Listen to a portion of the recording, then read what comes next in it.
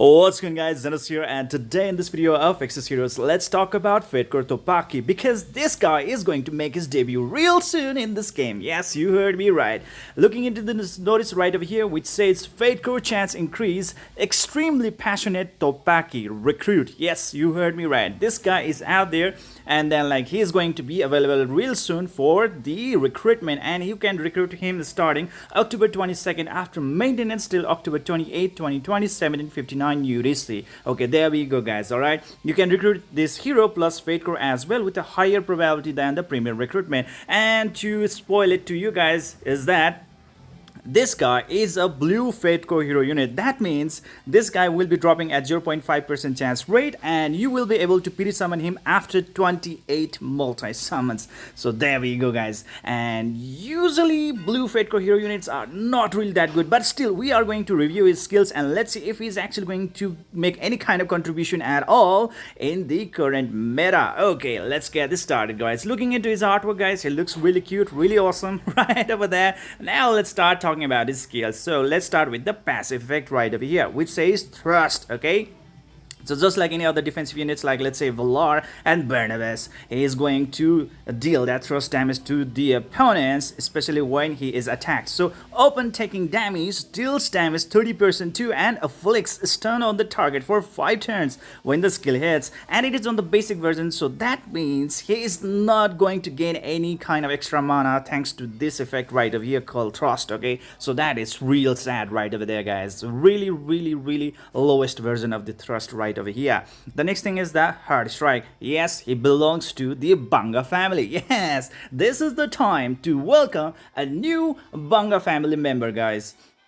Afflicts hard strike level 1 to one enemy with the highest health with the battle and starts and blah blah blah. So anyways, this hard strike will be automatically inflicted on that opponent with the highest maximum HP, and when that opponent is dead, the hard strike will be shifting to another opponent with the highest HP at that situation. Okay, so that's that, guys. And hard strike can be stacked as well. So when it is at level 1, decreases 20 attack speed of the target, which can be quite helpful at certain times. But the thing is that like you cannot just target on which opponent to inflict this hard strike, so it's pretty much a little bit RNG based on like what kind of opponent you are going to face, right? So yeah, it has a little bit of downside on that one. Next thing is going to be hard strike level 2, meaning like if you are going to strike the same target who had level 1 hard strike, the stack will increase. And what's going to happen is that decreases 1000 defense of the target. Now this being this ability to decrease the defense of the opponent by 1000 is a little bit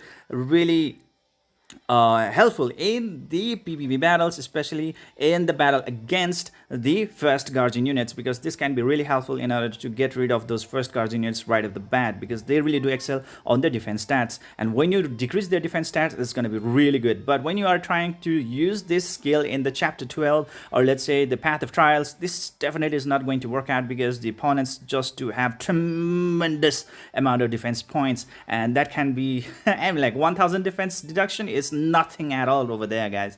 So in PvP contents it has some uses over there, but in PvE contents, you know, like the top tier PvE contents, it's not going to be really that effective in my opinion. The next thing is going to be hard strike level 3. Yes, it can stack up to level 3, deals 200% damage to all enemies upon activation right off the bat. Okay, so that's really cool right over there. Some extra damage out there. And status effect will also be applied on that particular target, afflicts target with blind. So when that target is blinded, that opponent will not be able to ever land a single hit on your allies. That means your allies are pretty much saved. Okay, I mean like they receive 0 damage from the attacker, because like dodge is 100% right over there, right? So if you are going to dodge the attack, no damage whatsoever. So that's really cool out there, guys. And there's also an overtime effect, afflicts 2000 damage to the target every freaking turn until that target dies. So that is so cool, guys. 200 damage right over there, just like that. It's definitely awesome, man, and it's gonna be inflicted every freaking turn. Okay, so yeah, that's really awesome right over there, guys. But plainly speaking, guys, it's total copy paste of the Banga family passive skill right over here, guys. Okay, nothing so much special, and he doesn't have any kind of like extra additional passive skill that would actually make him a lot more better than the pre-existing Bunga family hero units. So well, that's pretty much that over there, guys. If you have to ask me if his passive skill is really good or not, I would say not really. Okay, there are already so many good hero units out there which have like better passives than this one, okay, because they have additional stuff like, let's say, FateCore Tantalo, like FateCore Jin, and so many other stuff. So anyways, let's talk about his active skill number 1, which says bombardment. Okay, it requires only 1 mana, and the effect is that like it deals 150% damage to the single enemy right over there, guys. Okay, and status effect afflicts the target with freeze for 3 turns. I would say like this is not really that superb skill. I'm like it has low mana cost. That means it cannot really channel up really nicely with the signature force as well. And guys, on top of that one, he's a defensive unit and he's a frost element hero unit. As a frost element hero unit, he definitely is going to have problems in the PvP contests thanks to the summer blessing right over there, guys. So you cannot even rely on the signature force to actually improve his or let's say to give him a good chance in the PvP battles. Okay, so he's like a little bit hopeless at this condition right over here, guys. Not really that good, not really that good. Next skill is gonna be active skill number 2, which says axe bombing. It says it requires 4 mana. Sounds good with the signature force, but as I said to you guys a little while ago, that well, he's a frost element unit, so due to the summer blessing being around, he will not be able to channel into the signature force really that nicely. Okay, because any kind of damage will, I mean like frost damage will be just nullified right off the bat due to the summer blessing, and definitely the signature force cannot follow up. So that's that, guys. Okay, and it's a single target damage dealing stuff, deals 750% damage to one enemy, which is pretty good. I mean like it's pretty solid, but it's supposed to be really good for the PvP contests, because in PvE contests usually AoE skills are much preferred, right? So I mean like this guy is so bad. Okay, in my opinion, this guy is so bad. He doesn't have any chance for redemption, in my opinion. What do you guys think? Let me know in the comment section below. Maybe you guys might have different insights about him. But in the end, if you are really asking me, like, should you be really summoning this unit, I would be saying no. Hell no. No. This guy is a total easy skip, guys. Total easy skip. Okay, he has one of the worst passive skill out there in the Bunga family. First thing to be noted. The second thing is that like his first active skill and second active skills are not going to be really that effective because he's a frost element unit, and that's going to be easily countered by the summer blessing as well. So he will not be able to tap into that signature force real nice. So the only remaining part where he is actually going to shine is definitely going to be in the PvE contests. But even in PvE contests, him being so focused into like single target damage dealing stuff, okay, this guy even does not have that kind of really good scope in the PvE contests, because like there are so many characters, so many heroes out there who are just way too better in the PvE contests. So those are the things that you have to keep in mind, guys. So well,